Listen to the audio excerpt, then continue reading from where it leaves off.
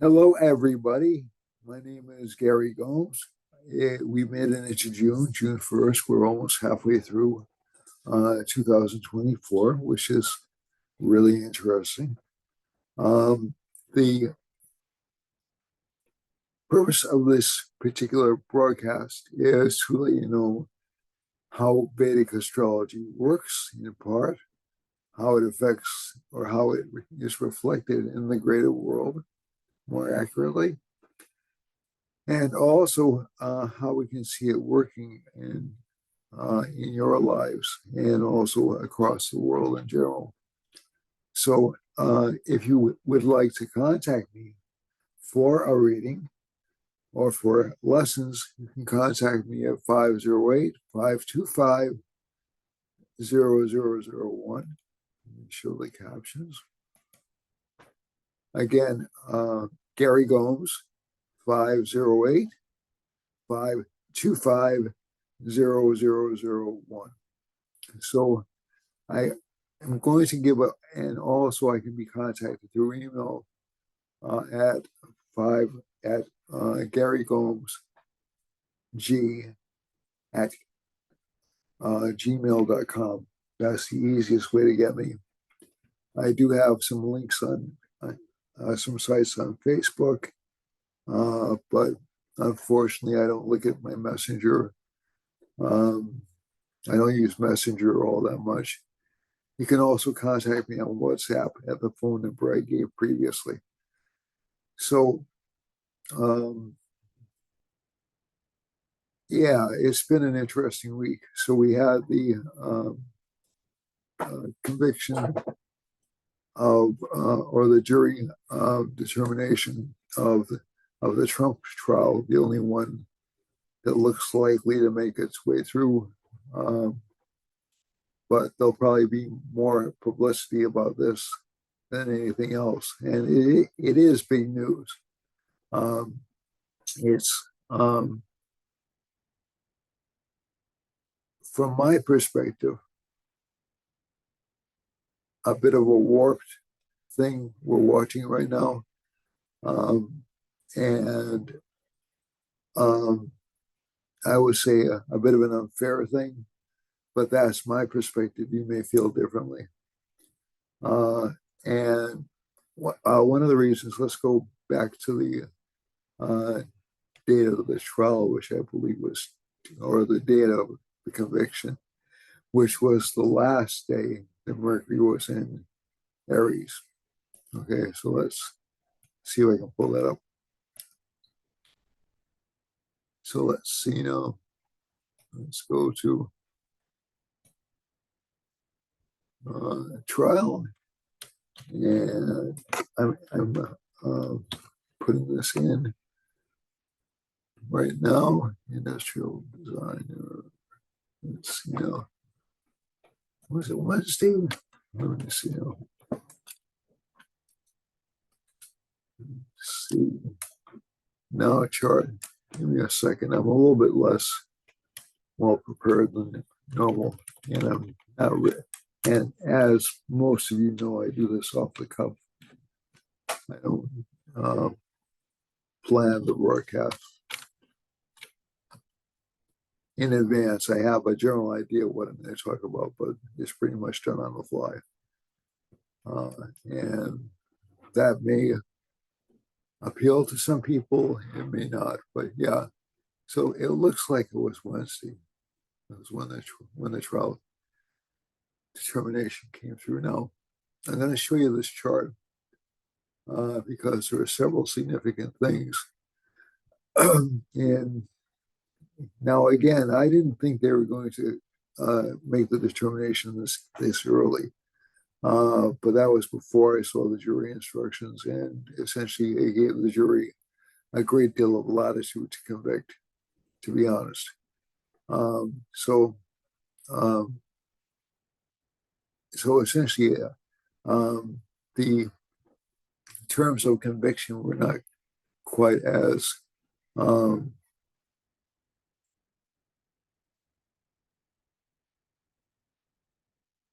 I'm trying to think of the right word, quite as restrictive as I thought they would be. So so there was a so they had to reach a unanimous verdict, but they didn't have to agree on, if I recall correctly, they didn't have to agree on what crime uh, Donald Trump was allegedly trying to cover up. They just had to agree that a crime was covered up. Okay, so they had to unanimously agree on that, but they didn't have to reach consensus on what the crime actually was, if I recall correctly. And people can correct me if I'm wrong. Um, that's a pretty wide berth. And again, I'm not saying, no, I'm not a lawyer. I was in law school for a very brief time, a very small amount of time. And I wouldn't know how to argue a case. That's not my strength. And I don't know what's legal and what's not legal. But it struck me as, so let's look at it in terms of why it hit Trump the way it did, just by looking at this chart for that particular day. Okay, so we'll see if we can get it sharing.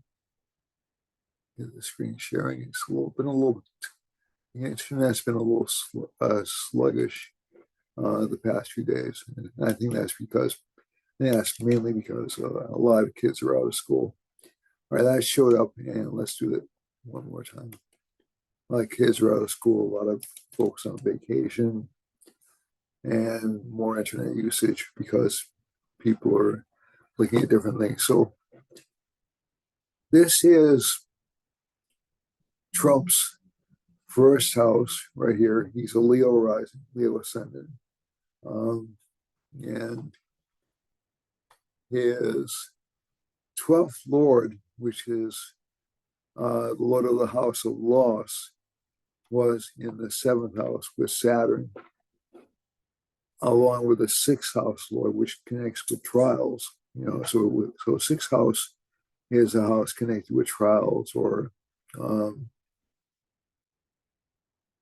evidence. Okay, not evidence, excuse me, but struggles. Okay, so trials in both are lawsuits. So trials in both the literal meaning of the term, that is, you're being tried for, you're going through a trial when you are tried, right? But the thing that struck me about this particular chart is that Mercury was at very high degree, so the communication was blocked or basically diminished or controlled by Saturn. So Saturn's average right on top of Mercury. Mercury is right with Uranus, and normally don't use Uranus in charts. And I'll show you why you don't need to in this one as well. But if the way that the trial would have normally gone would have been upset by a Mercury-Uranus conjunction, okay? That's just my reading. But it also does mean that the message gets scrambled. Now, if we go down here, this would be Trump's 8th house. You have Mars and Rahu in the 8th house. So this is Trump's best planet for both Leo and Cancer rising, but Trump's a Leo.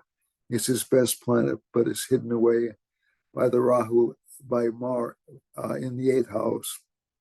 And it's also in conjunction with a panicky planet. Okay. So Rahu, like Mars and Mercury is in Mars sign, is connected to a very large extent by lies or misgivings or hyperbole. If it's in the 8th house, it will give both what I would call a conspiracy, or it doesn't have to be a conspiracy in the sense of having a nefarious purpose, although that's usually what conspiracies mean. But a collective endeavor. And Mars is with Rahu. Rahu gives, um, I guess, what I'm trying to say is it gives a suspicious nature to his ninth house, so it hurts his ninth house of luck. And also Mercury itself, both planets are at transitional points. So 29 degrees, especially 29 degrees of Pisces, is an extraordinarily weak point in a chart.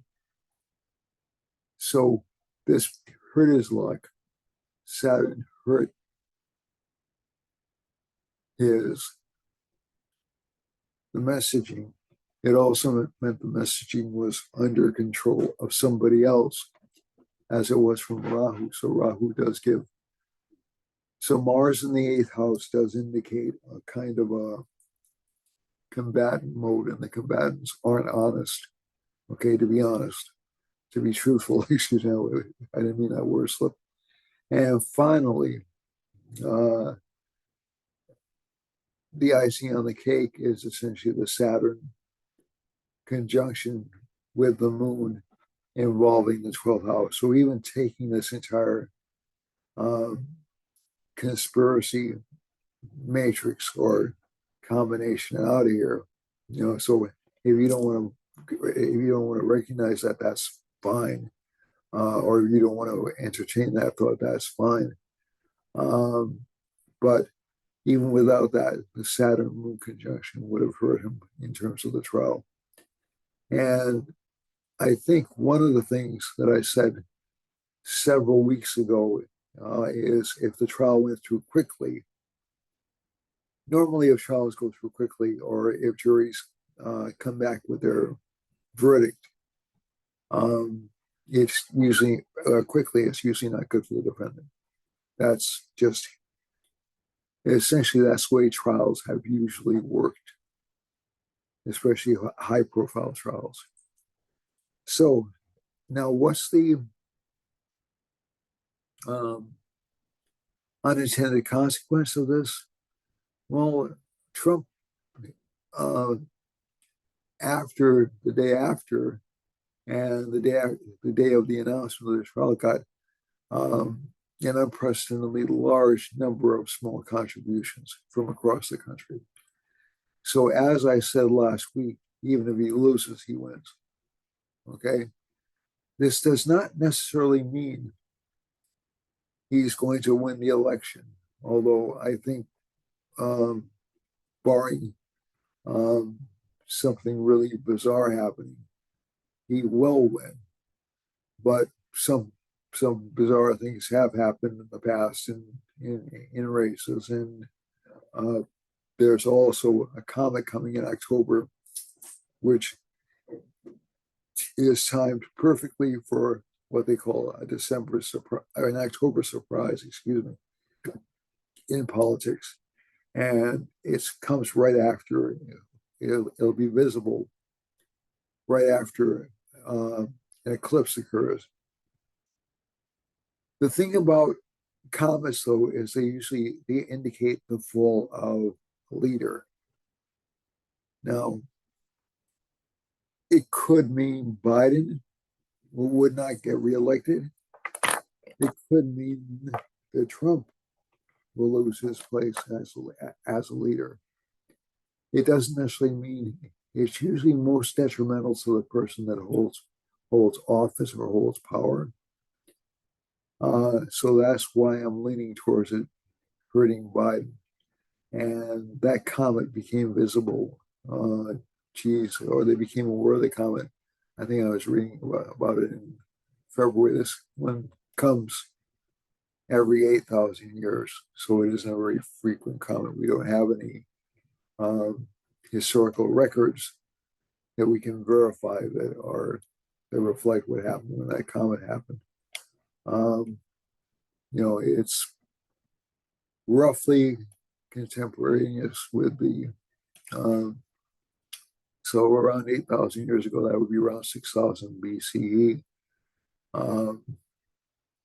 Not a lot of written records from that time span, although there were about 4,000 years earlier, um, major um, world-changing events, especially in the Mediterranean. But I'd have to look back to 6,000 BCE, check the historical records if there are any, and see what they actually said about that particular point in time. But it usually does indicate either a change of administration or a change of regime when comets appear. There are exceptions, and I'm going to look more carefully at the comet next week.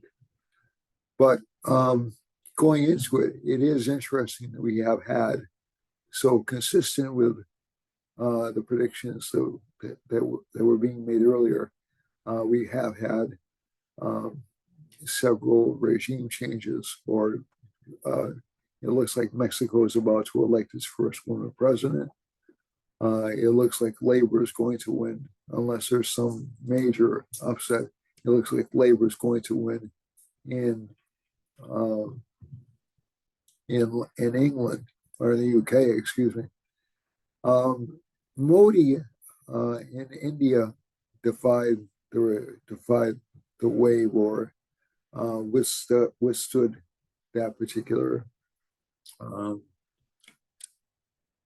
pattern. So it'll be interesting to see what happens in the United States. It'll be interesting to see what happens in countries like, I don't believe Brazil is having a presidential election this year, but it'll be interesting to see what happens in countries around the world in terms of, especially over the next couple of years, who stays and who goes. Like I said, India was really one of the few countries that bucked the trend over the past few months. There have been a few others, but we'll see what happens down the road. So the other thing we can look at from seeing this map, so it's around 10:30 where I am, and I opened this around 10:18. So right now, the rising sign is in Sagittarius. Oops, let's go back here. This isn't the map I want to look at. I'm sorry.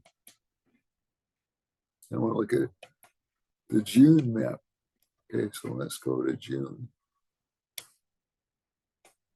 All right, so, whoops, that can't be right. No, it's not changing. Let me see if I can get it to change. All right, let me go to June 1st. Let me go to a now chart, see what changes for me. All right, now I changed. There we go. Okay.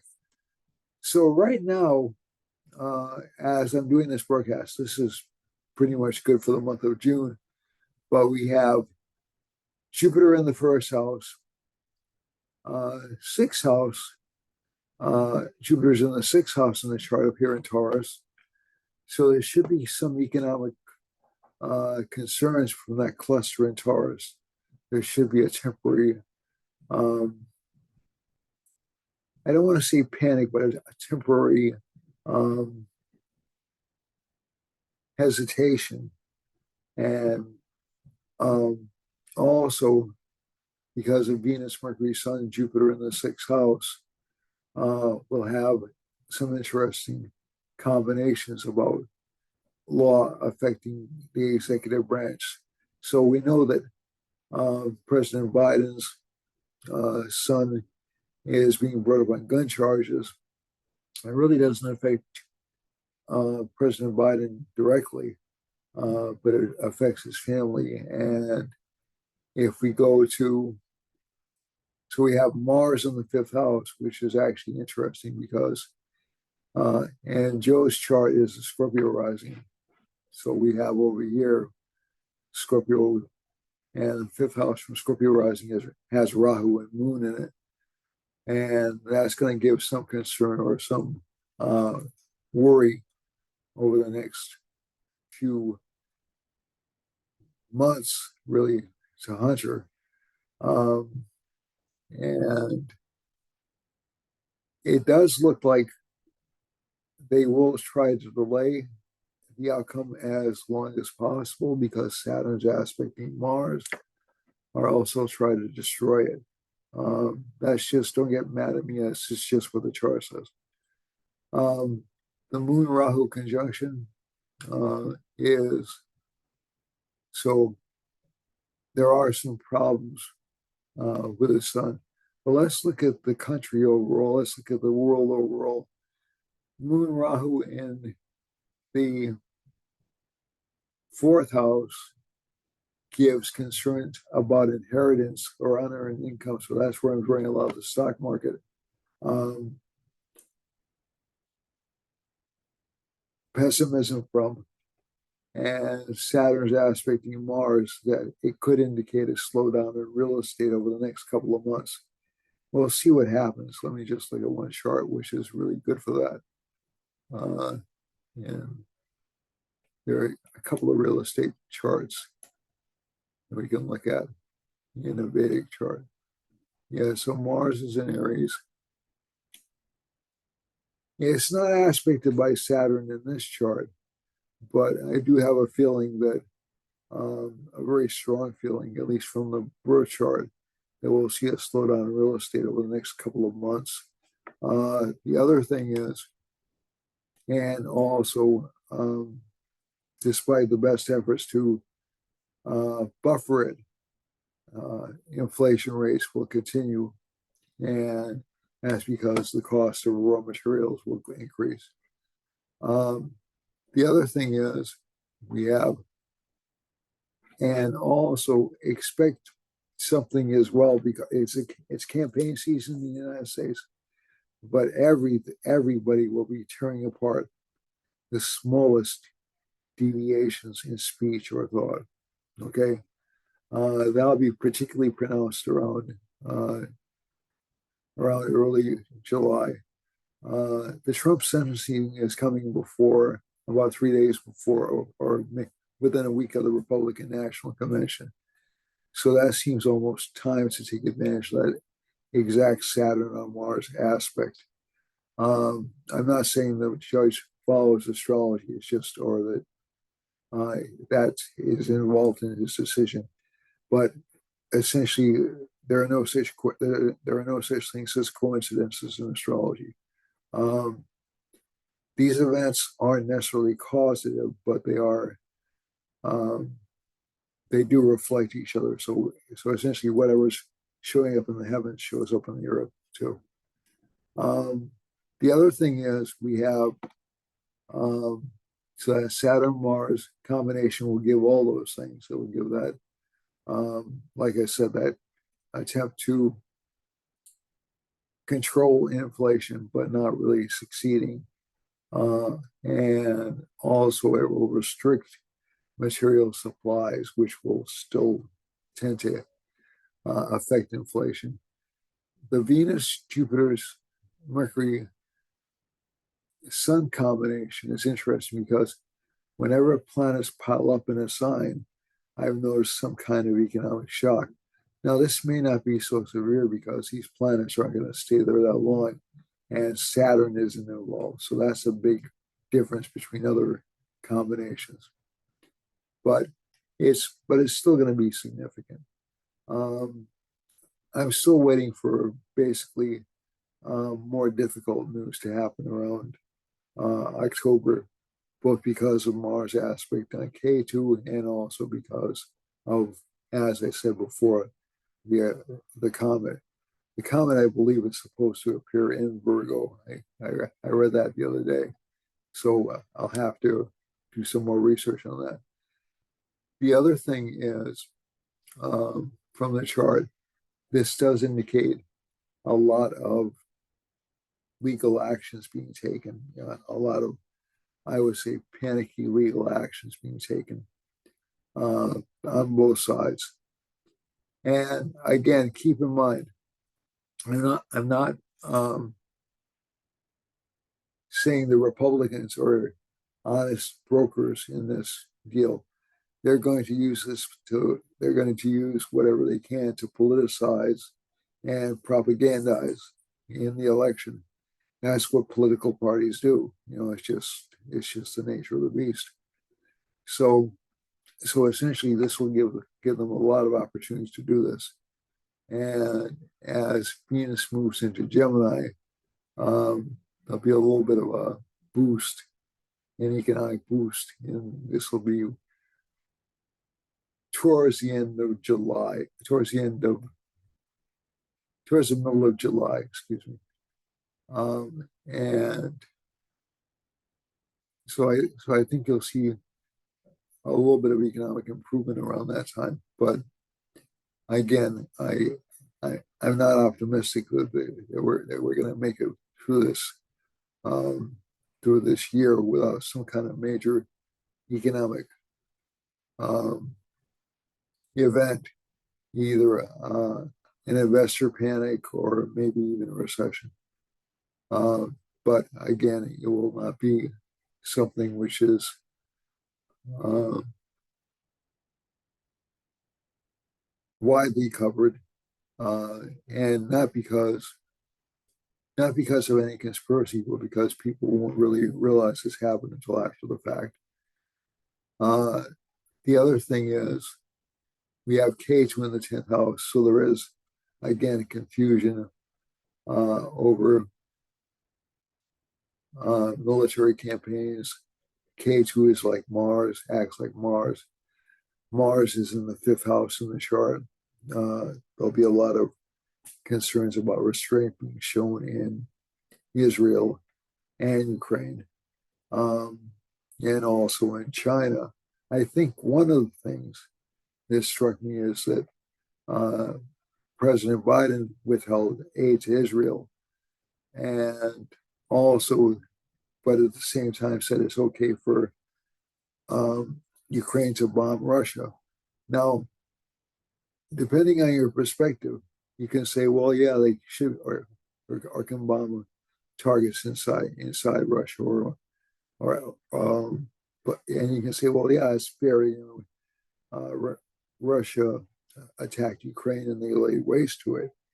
But I think the problem you run into with that is that um, it sets up, and France is also very strongly in favor of this as well. So just to say it should not just the United States. But the problem with that is you have a period of escalating tensions and something which is really close to, um, they used to use a term called brinksmanship and setting up, and you probably heard of the term. That's essentially seeing how far you can go before the other side snaps and says, "Okay, I'm going to really do something serious and stupid now." Okay, so I'm worried, personally worried, that there's, and I've said this before, that there's a desire to create a warlike state in order to protect incumbents. And that would also mean protecting incumbents in Europe and also incumbents in the United States, because most countries don't like to change leaders in the middle of a war. The sole exception I can think of up to that was essentially, well, there were two exceptions, but essentially the Korean War was largely resolved, if I recall correctly, by the time that Eisenhower took over, and um, and Vietnam, when essentially Johnson realized, Lyndon Johnson realized that he would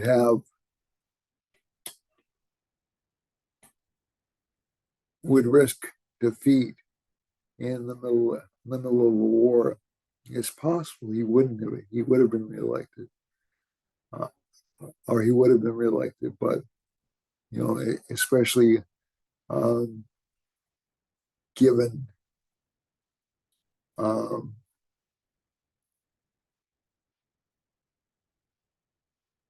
Nixon's personality, but he had also changed it by that time. And it's kind of interesting to see the changes. It's almost like 1960 and 1968 are repeating, but in a more compressed time span. So Trump is looking more like um, a man of the people, and Biden is looking more and more detached. Now, again, from your perspective, you may not agree with that, but that's what I think I'm seeing right now. And again, I know that Trump isn't a man of the people. I know he's a rich man, but I there is a sensibility. So again, I'm in shaky territory here because I know that people are going to, and I'm actually a liberal by disposition and by nature, but I also don't think, um, regardless of what the Democrats claim to have accomplished, and actually they have done quite a few things, some of which I agree with, some of which I disagree with. The perception out there is there's a significant number of people who feel they haven't done very much and that they've only made the situation worse. And when I say significant, that doesn't mean everybody. It doesn't mean just you and your buddies. I mean significant. So I think that this may be like, in some kind of a perverse way, uh, a reversal of the Trump Biden dynamic. So the Goldwater Johnson dynamic. Goldwater was viewed as being uh, too conservative to be president, and he was accused of wanting to start a war with the Russians. And it's interesting because Trump was accused of basically the same thing. And now we have a president who is not necessarily aiming in that direction, but kind of leaning in that direction. And we have this other candidate who was feared to be a warmonger, but who didn't start any major wars. So I think this is just fascinating. Now, again, it depends on your perspective. It depends on who you believe as to whether or not you you buy that particular um, line of thinking that I just expounded. And again, this is in really very, very political terms. So again, but I think that these combinations, this relative state of panic or fear of the unknown in the fourth house, this anger in the fifth house, aspected by Saturn, the feeling that people aren't getting what they want. This combination in the sixth house, where everything is being challenged or being put to a trial, and this sense of directionless in the 10th house over the next month or so are going to play heavily over the next couple of months. That does not mean the election is boxed in. It definitely doesn't. There are a lot of significant planetary changes that are occurring between now and November. So that's important to keep in mind. Also, even internationally, I think K2 in Virgo gives a strong potential for war. Mars in Aries gives a strong potential for war, but Saturn aspecting Mars tends to make it less likely over the next couple of months anyway. All right, so let's go on to your individual signs. I know you don't want to hear everything about politics. And again, we do have some concerns with Rahu and Pisces about natural catastrophes. And K2 in Virgo is also a potentially dangerous combination. Okay, so and there's a lot more to the world in the United States. So I keep all that in mind. I guess I'm just kind of caught up in the recent week, um, in the events of the recent week, and how essentially I said basically he would win even if he lost, and that proved to be true. Um, and like I said, it doesn't mean win the election; it just means win support. So let's go on to Aries. Aries has Mars in the first house. A lot of people with Sun or Moon or Aries ascendants will be particularly strong-willed this month. There are a lot of planets in the second house, a lot of family pressure with a lot of money coming in. Kate, who's in the sixth house, have to watch out for temporary illnesses. Saturn's aspecting the first house. So even though this sign will feel invigorated by Mars moving into this particular sign, it really won't pick up its energy levels, its top energy levels, for at least another few weeks, and probably more towards the end of July. Rahu is in the 12th house, too much expenditure. For Taurus, Venus is in its own sign in the first house, the Lord of the second house, and of money, and the fifth house of luck is in the first house. Jupiter, the Lord of the eighth house, and also the 11th house of gains is in the first house. And the Lord of the fourth house is in the first house. This overall gives the sign some relative luck this month in terms of financial progress. Mars being in the 12th will give, unfortunately, some difficulties in relationship life. There'll be a lot of detachment from relationships. Rahu is in the 11th house, a lot of exposure to famous people, and awards and fame. And Saturn's in the 10th, a lot of work for this sign. For Gemini, Gemini has the Lord in the 12th house, so a lot of expenditures for this sign. Excuse me. And also, the Lord of the second house is in the 10th house, so there'll be more demand for money, but it will start to come through slowly but surely for the sign, with Mars in the 11th. Kate, who's in the 4th house, some disruption at home, some problems with children, obviously. Saturn is in the 9th house, aspecting Mars, so friends will be helpful but a bit critical, and good for career exposure, but again, maybe a bit too much spending for the sign. For Cancer, Cancer has no planets in the first house. The Lord of the first house is in the 9th house. That's generally a good position for luck and success.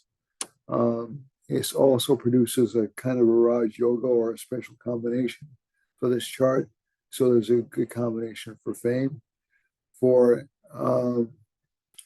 Kate, who's in the 3rd house, a lot of a desire to pursue goals and a lot of ambition. Saturn's in the 8th house, kind of a restructuring of the person's life at this time. Mars is in the 10th, a very good placement for this particular sign over the next couple of months. Career life will start to really expand greatly, and gains will also start to manifest greatly. So people with moon, sun, or ascendants in this particular sign will do pretty well. The only difficulty will be Saturn, the need to reinvent oneself. That's a little bit difficult. For Leo, sun is in the 10th house of career. Very good for career, very good for gains, very good for financial progress. Jupiter's in this house. Basically, this sign can't do very much wrong. The only difficulty is the Saturn aspects the first house, so we'll still make it go through some agonies or some hardships in order to achieve its goals. And Mars is in the ninth house, which is better than before, but it still has that Saturn aspect or influence on it. So again, there'll be this kind of a need to reboot and reconsider one's luck and recalibrate. K2 is in the second house. Some problems with fame or recognition, some besmirchment of reputation for Leos. Not serious, essentially they'll be considered unorthodox by a lot of people, but basically they'll be effective. Saturn in the seventh, we already discussed that. Saturn in the seventh aspect in the first house slows down progress. Moon and Rahu in the eighth house, again, there is some worry about fame, but there'll be unexpected gains from it. Mars, so essentially not a bad week for Leo either, but except that Saturn in the seventh house kind of hurts it a bit. But it does make this sign a strong potential leader. Okay, so it helps Scorpio out too. So it doesn't necessarily just mean Leo is going to have gains. It will also help out Taurus. Okay, so essentially all those signs will benefit from that Saturn in an angle. Let's see now. All right, so and also Aquarius will benefit from Saturn being in an angle, but not quite so visibly. So Leo looks pretty good. K2 is in the first house for Virgo, makes people with this sign or this placement rather intuitive. They'll notice a lot of odd coincidences in their lives.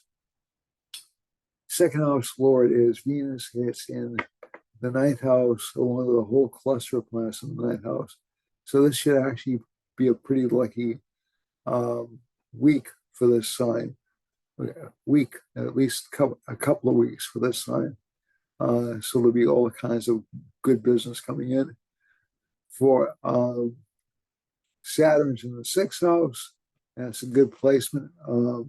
It'll give willingness to overcome enemies and obstacles. The strength is not quite as strong as as much as it should be because Mars is in the eighth. And so even though maybe a lot of determination to get things done, a lot of the background strength will be absent. Moon and Rahu are in the seventh house. Difficult for relationship life for this rising sign or sun sign or moon sign. It'll be difficult to make relationship partners happy for quite a while, to be honest. Mars is in the eighth. That's a Mars affliction, so some relationship partners will find themselves seemingly being taken advantage of. Ninth house, so is really, really good. For a Libra, sun, moon, rising sign, there's potential for wealth for this sign because of the Horolagna and the outer Lagna being in the first house.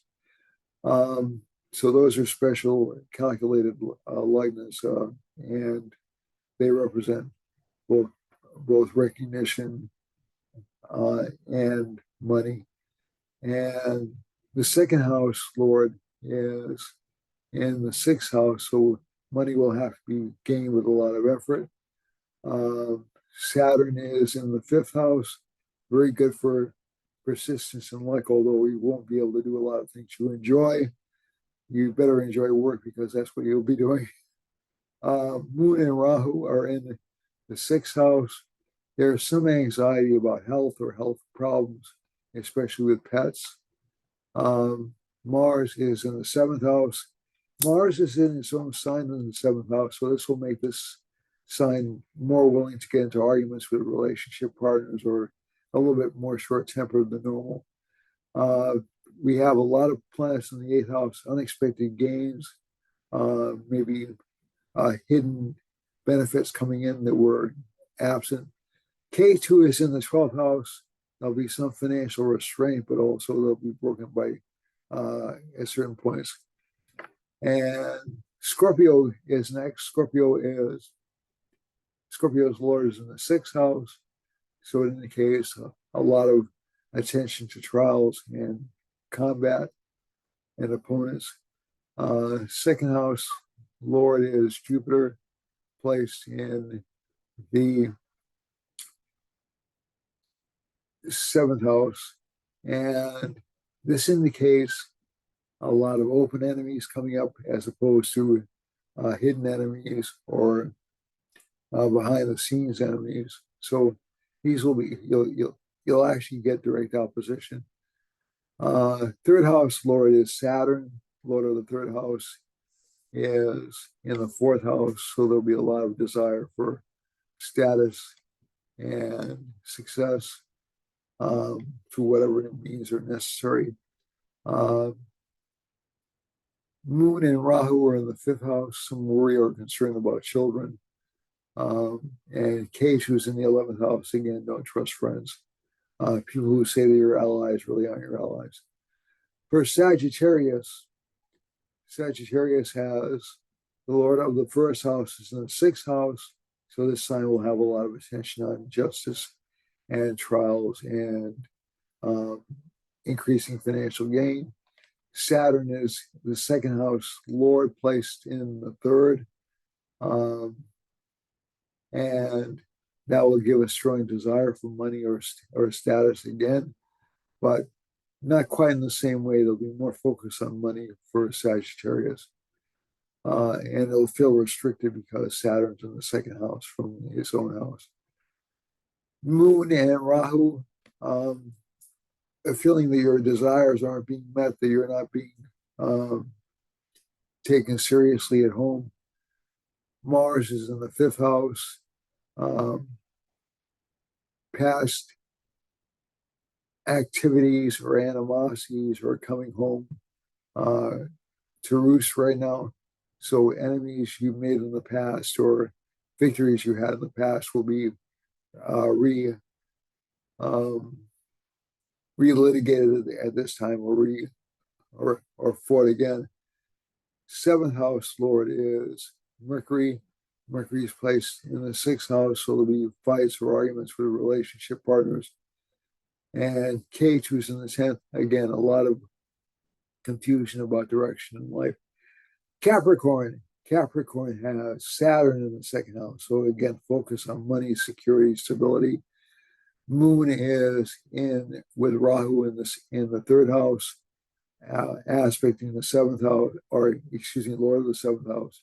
So that can mean some disapproval or conflict with a relationship partner. Mars is in the fourth house. This is the Mars affliction category. So again, there'll be fights or arguments with relationship partners, maybe even challenges to relationships. This isn't a breakup combination, but it's pretty interesting nonetheless. Mercury, Sun, Venus, Jupiter are in the fifth house. Overall, good luck is good luck for Capricorn. And finally, we have Ketu in the ninth house, and that gives unexpected shifts in luck, or your luck may be stolen away this month, but it will be restored. Okay, so let's go to Aquarius. Aquarius has that rulership combination. Saturn's in the first house. A lot of people who gain political office have Saturn in the first house. And so that gives strong authority right now. That gives strong ability to exercise authority. Saturn's aspecting Mars, so you'll be careful about it. Moon is with Rahu. There is still some concern about money from this chart, although not as much as before, but that'll persevere until the end of the year, to be honest. The other thing is the Sun as Lord of the seventh house does indicate relationship partner will be more outgoing, more interested in seeing the world, and more interested in spending. Let's see now. Ketu's in the eighth house, so they'll be much more interested in occult or metaphysical pursuits. And again, as in Virgo's case, a lot of coincidental occurrences. So you'll be thinking of somebody and they'll show up a few days later. So that's not necessarily a bad thing, just make sure it's your thoughts, you keep your thoughts good. Finally, for Pisces, Pisces has Moon and Rahu in the first house, and there's some worry about children or concern about children. Mars is in the second house. This sign will seem more aggressive than it normally is. Venus, Mercury, Sun, and Jupiter in the third house, strong desire for knowledge, strong desire for worldly attainment, strong desire to disrupt life because we have Rahu in the first house, not necessarily because Uranus is in the same sign with all these planets. K2 in the seventh house, wife or relationship partner, will seem a little bit odd or a little bit discontented. Again, Saturn's in the 12th, and all of the planets are clustered, if you look around Pisces and Aries.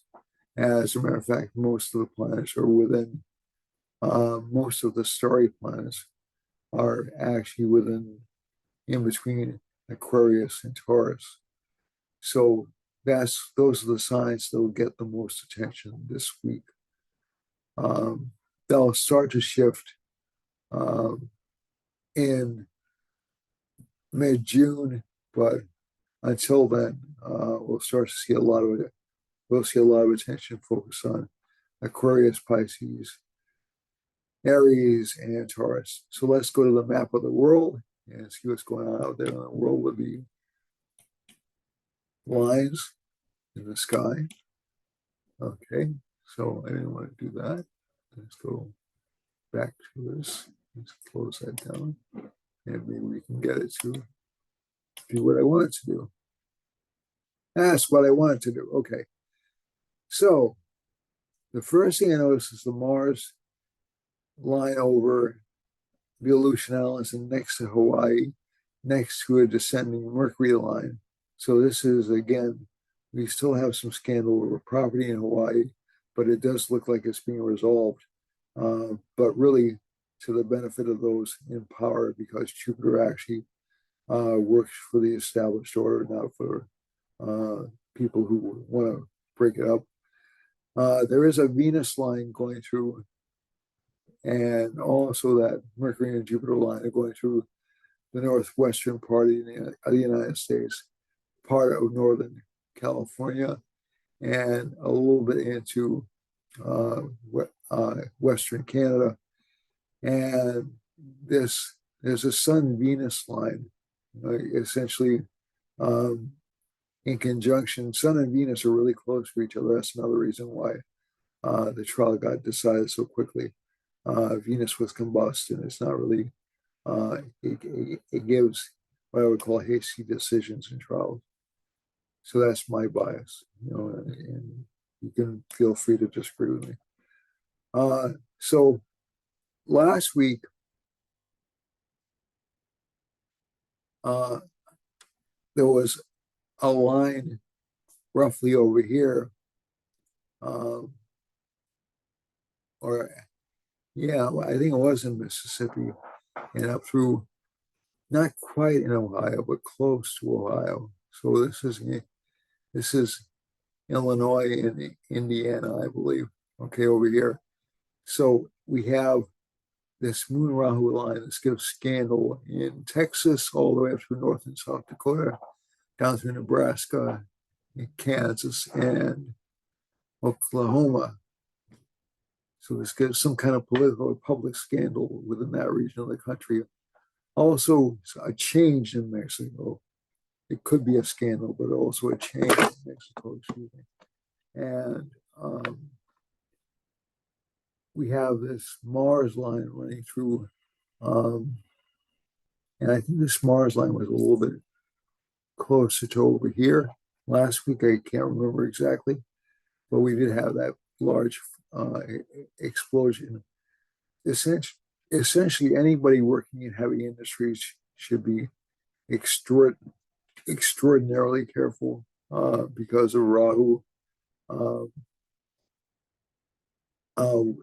with Moon, and also anybody engaged in activities having to do with the ocean or water.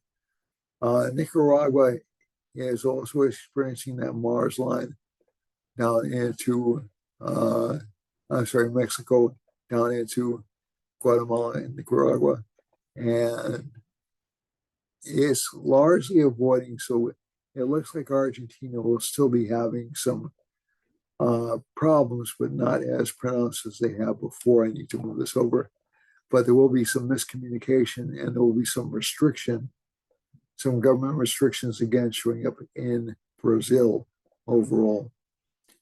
So these combinations over here, maybe even some sex scandals in Brazil. There's a Saturn line running up through Iceland. Iceland's got probably some severe weather, and there's also a moon line, and we'll be hearing about it. Western Africa has those same kind of combinations, and there'll probably be some fighting in Ireland and Spain and over here into Morocco and down near Gabon in Africa, and also actually hitting, I think, this entire belt right here will have some civil discord, and we'll hear about a lot of it.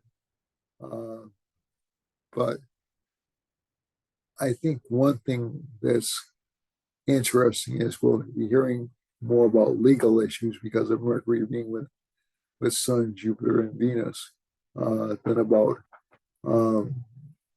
cover-ups or things like that.